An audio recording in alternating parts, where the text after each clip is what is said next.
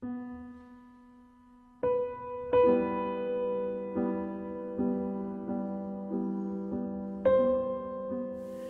theme of My Last Duchess is the resentment of his former wife not thinking that he was the most important person.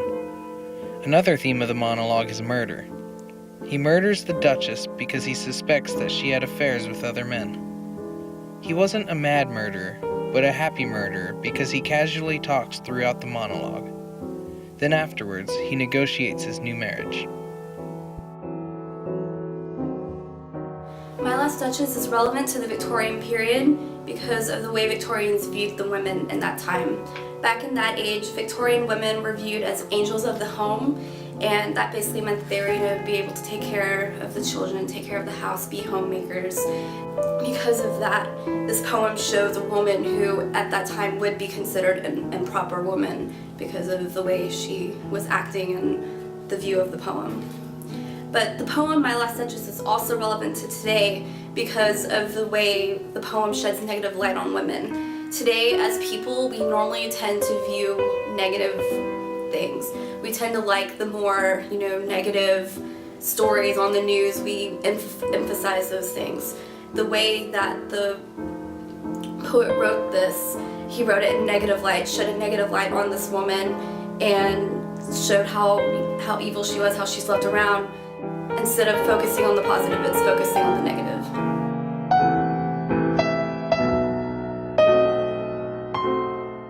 The background and setting of this poem is based on Alfonso, the Duke of Ferrara.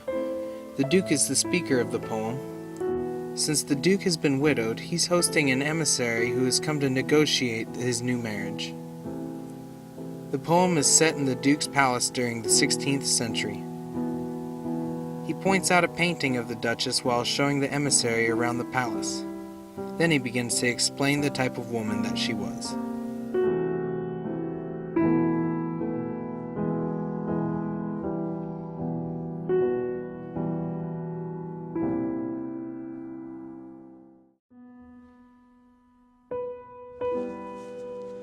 That's My Last Duchess painted on the wall, looking as if she were alive.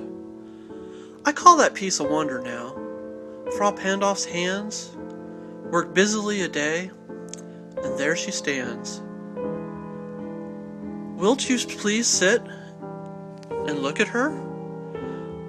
I said Frau Pandolf by design, for never read strangers like you that picture countenance, the depth and passion of its earnest glance. But to myself they turned, since none puts by the curtain I have drawn for you but I, and seemed as they would ask me, if they durst, how such a glance came there. So, not the first are you to turn and ask thus, Sir, 'twas not her husband's presence only called that spot of joy into the Duchess's cheek? Perhaps Frau Pandolf chanced to say, her mantle laps over my lady's wrist too much.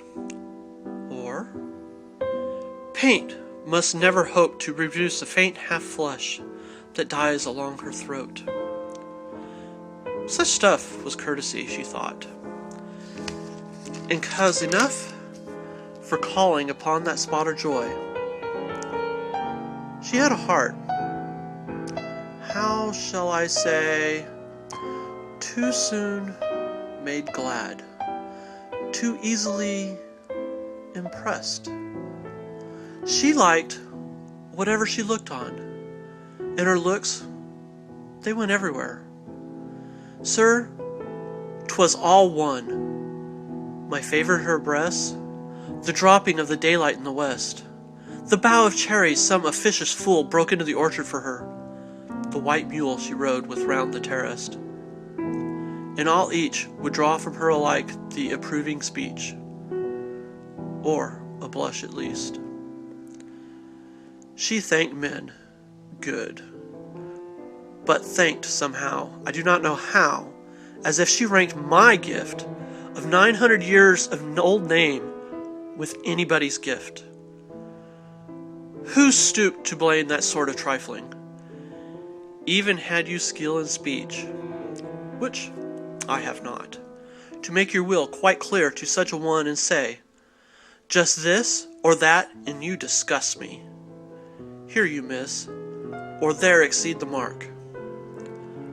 And as she let herself be lessoned so, not plainly set her wit to yours, forsooth and made excuse. Even then would be some stooping, and I choose never to stoop. Oh, sir, she smiled, no doubt, whenever I passed her, but who passed without much the same smile? This grew. I gave commands, then all the smiles stopped together. There she stands, as if alive. Will it please you to rise? We'll meet the company below, then.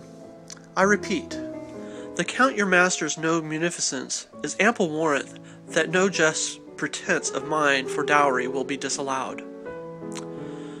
Though his fair daughter's self, as I avowed at starting, is my object. Nay, we'll go together down, sir.